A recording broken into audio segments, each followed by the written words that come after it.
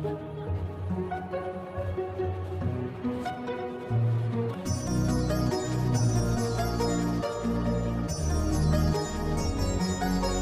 हमने पिछले वीडियो में बात किया था ज़हीरुद्दीन मोहम्मद बाबर के बारे में, और आज के इस एपिसोड में हम बात करेंगे मुगल सल्तनत के दूसरे बादशाह हुमायूं के बारे में। हुमायूं का जन्म काबुल में 6 मार्च 1508 ईस्वी को हुआ था।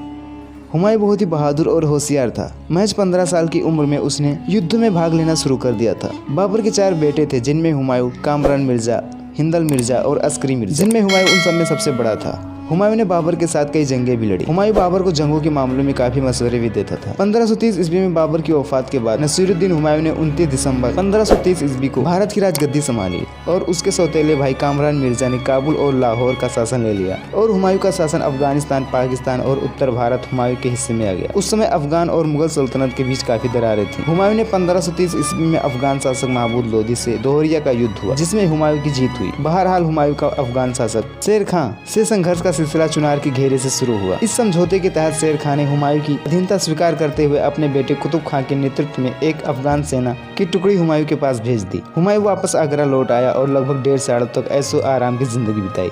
यही वह वक्त था जब हुमायूं गुजरात के बहादुर शाह की बढ़ती ताकत को चुनौती देने की जुगत में था। तब शेर खां अपनी शक्तियों को विस्तार दे रहा था ताकि हुमायूं का सामना कर सके। गुजरात का शासक बहादुर शाह इस समय तक दक्षिण भारत के कई राज्यों से संधि कर चुका था। उसने मालवा, रायसीन और मेवाड़ को संधि करने पर मजबूर कर दिया था। उसने तुर्की के प्रसिद्ध तोपची रूमी खां की सहायता से उसने तोपखाना स्थापित किया। वह दिल्ली, आगरा तक राज्य विस्तार करने की कल्पना कर चुका था। अपनी रणनीति के तहत बहादुर शाह ने हुमायूं के सभी शत्रुओं को शरण दे रखी थी। यह सब देखते हुए हुमायूं ने बहादुर शाह से युद्ध करने का फैसला किया। जब गुजरात के शासक बहादुर शाह ने चित्तौड़ पर हमला किया, उस वक्त चित्तौड़ की गद्दी पर रानी कर्णावती का बेटा था और वह काफी छोटा था। उसके पास इतनी फौज की ताकत नहीं थी कि वह अपनी रियासत और आवाम की हिफाजत कर सके। दोस्तों, रानी कर्णावती जो राणा सांगा की विधवा पत्नी थी और महाराणा प्रताप की दादी, जिसके बाद रानी कर्णावती ने हुमायूं को राखी भेजी और मदद की अपील की। हुमायूं ने एक मुस्लिम होने के बावजूद उस राखी को कबूल किया और रानी कर्णावती की मदद करने का फैसला किया। हुमायूं चित्तौड़ की हिफाजत करने के लिए अपनी विशाल सेना लेकर निकल पड़ा और कई सौ किलोमीटर रास्ता तय करने के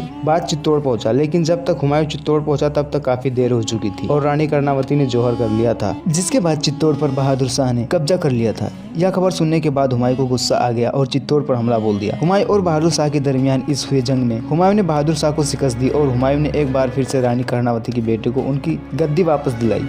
अब संपूर्ण मारवा और गुजरात हुमायूं के हाथों में आ चुका था। हालांकि उसी समय कुछ राजनीतिक गलतियों के चलते हुए हुमायूं को फिर से मालवा और गुजरात खो बैठा। कहा जाता है कि हुमायूं ने एक ही साल में पूरा गुजरात और मालवा जीता भी और खो भी दिया। दोस्तों, इसी के साथ इस वीडियो को यहीं पे खत्म करते हैं। अगले वीडियो में हम बात करेंगे चौसा और बिलग्राम के युद्ध के बारे में। दोस्तों, इस वीडियो को एक लाइक कर दीजिए और इसी तरह की वीडियो पाने के लिए हमारे इस चैनल को सब्सक्राइब। मिलते हैं किसी नेक्स्ट वीडियो में।